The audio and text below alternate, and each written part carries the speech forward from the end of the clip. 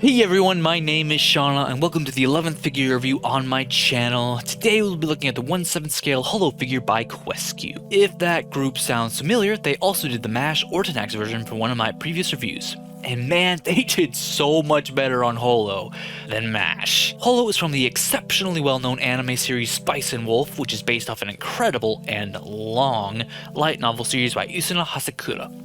I still haven't finished it yet, I'm on volume 19.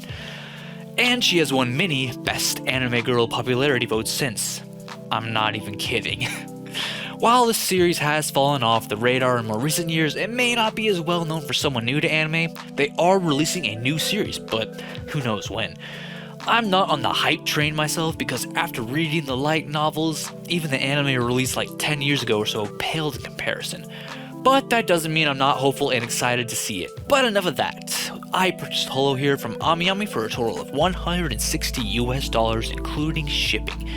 Now that's a pretty good deal if you already like what you see, so pick her up.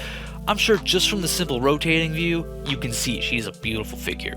So on that note, let's get right into it. The box looks great. I love all the detail they put into it and I really like the backdrop included. It almost makes me want to display her with it, but it does look kinda awkward like that. She was well packaged and you can see more detail on that in my unboxing video. Link in the description if you are curious. Holo, the wise wolf of Yoitsu, as graceful as she is beautiful, this figure really captures her playful energy. I love the motion of her dress and hair as she dances about in what I assume is a meadow with a strong spring or summer breeze. The plastic quality is up to par for her cost and not a drop of translucent plastic in the whole figure. If you get it, you get it. If you don't, you don't. But if just this view isn't enough to sell you on her already, let's start at the head and work our way down. Her hair looks amazing. My only complaint being these two very obvious seam lines here at the back, but from the looks of it, they were probably necessary in the build process. Her ears are very cute and fluffy, and everything just looks really good. Her face? Well, it's certainly not as bad as one of her previous figures, which takes a lot of time to get used to. And at first glance, well, I wouldn't blame you if you called her ugly. They didn't do well on that one, but this one is great. The mouth is still a bit off for me, but I still like it. The eyes are sharp and clean too, and it just really fits her image. But there is one small imperfection here on her cheek. No, Holo does not have a beauty mark here, and if you doubt me, just look at the picture on the box. It is absent. I tried removing it, but to no avail. So I'm assuming it is a print or paint mistake, whatever you want to call it. The chance of you having the same problem is pretty low, so don't let that deter you from getting her. Also, if you saw my unboxing video, I did manage to remove that big black speck that was on her dress. I just used my dull fingernail and gently scraped it off. With force, but gently. You can't tell I did. Moving on down. The pouch holding her precious wheat is present and is well done for how small it is. Her dress, which looks to be tailor-made for her because of how well it fits her body, is beautiful. I mean, you can even see the hint of her belly button here. The color is very tame, which I feel fits the time period she's based in the story. The movement and shading of the fabric looks very realistic to me. I love it. Let's move on to her back now and show off that tail she is so proud of. Like her hair, there's a bit of an obvious seam line here. It bothers me because it makes it look like it was glued on after the fact, but she will never be on display with her back showing for me, so I'm fine with it. Here's an angled view to show where the sashes, not sure what they're called, but they're tied up there and flow out from behind. It adds that extra bit of movement and color variation to help separate the hair from her tail, which I really like. Good design choices here. Both her hands and feet have what look like unpainted nails. They are very glossy, which helps them stand out, and I personally really like that. Down to her legs, they look really good and realistic to me. I'm no expert in anatomy, and I haven't seen a girl's legs IRL in like years, so my opinion is basically useless, but her toes are really well done too, and the anklet is a very nice detail that I can't for the life of me remember if it is mentioned in the light novel or not. She does receive a piece of jewelry from Lawrence in one of the short stories, but I can't remember if it was an anklet. Whether it's lore based or not, it's a very cute accessory.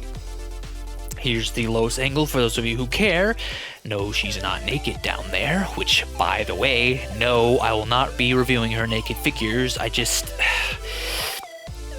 No, it's just not my thing. Now we'll cut to the music like usual and show her off. This song is one I made many years ago that was inspired by the books.